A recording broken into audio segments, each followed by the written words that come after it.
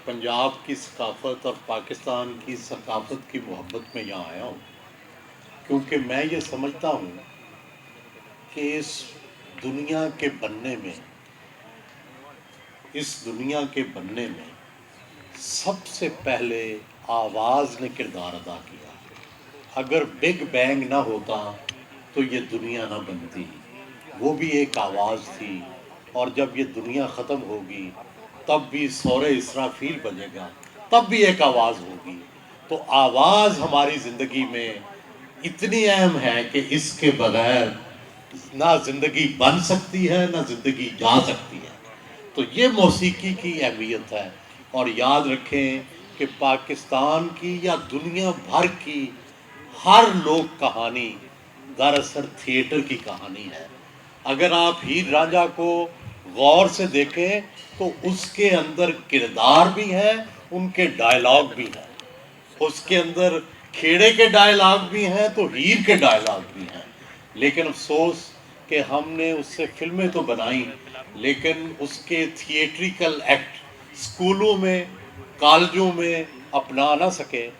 मेरा ये ख्याल है कि हमें कोई जो ब्रिटिश है वो मैंने नहीं देखा जिसको शेक्सपियर के कोई ना कोई डायलॉग उसके सेंटेंसेस याद ना हो, मगर हम शायद उतने खुशकिस्मत नहीं कि हमें ना हीर वारिस शाह के डायलॉग याद हैं, ना बाबे बुल्ले शाह की शायरी याद है।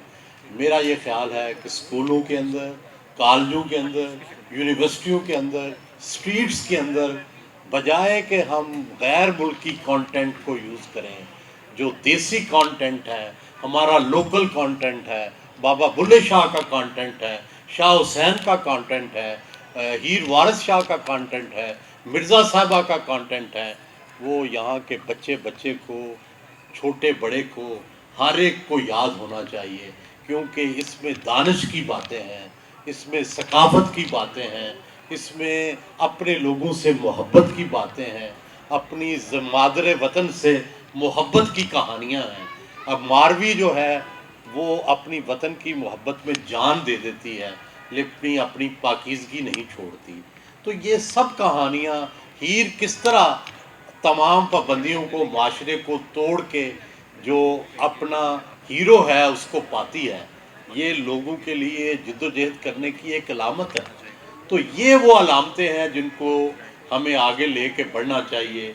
ये थिएटर, ये मौसीकी दरअसल इंसानी ज़िंदगी के मुख्तलिफ रंग हैं, हमें इनके साथ जुड़ा रहना चाहिए।